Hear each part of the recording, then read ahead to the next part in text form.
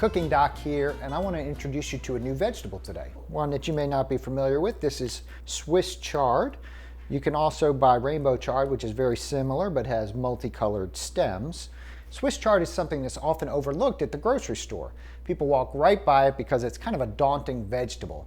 They're big leaves, they're big stems, people don't know how to prepare it, they don't know how to wash it, they don't know where to put it in their fridge, and I'm going to show you today how to get over all those fears, because Swiss chard or rainbow chard is a very healthy vegetable and it tastes really good. It kind of has an earthier flavor than kale. It's similar, but it's earthier than kale. Sounds funny, right? But it's really, really good. You just have to know how to cook it. Swiss chard is high in vitamin C, vitamin K, and vitamin A. It also has a lot of potassium in it. So there are a couple groups of people with certain medical conditions that have to be careful. So if you take Coumadin or warfarin and you have to be careful about your vitamin K foods, you want to make sure you talk to your doctor before having this.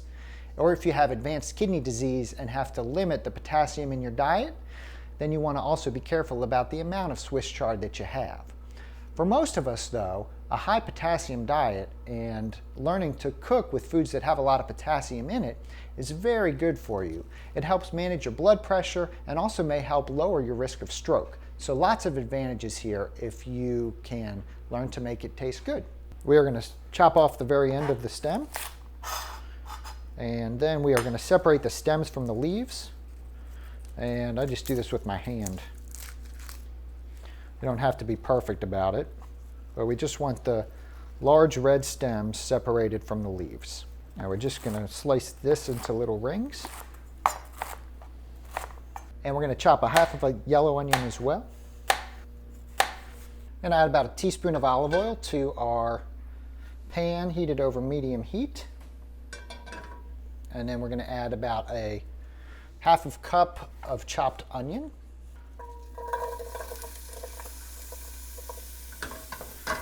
A sprinkle of salt. A little flip.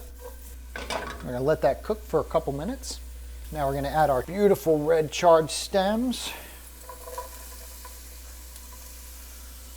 Another tiny little sprinkle of salt. Some pepper. We're going to let that cook a little bit just until the stems start to soften as well. Add our big pile of leaves into the pan. Give it a stir to coat.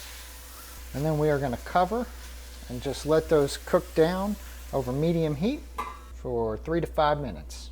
We got our beautiful Swiss chard with the red stems. I'm going to serve this warm and top it with just a tiny bit of Parmesan cheese.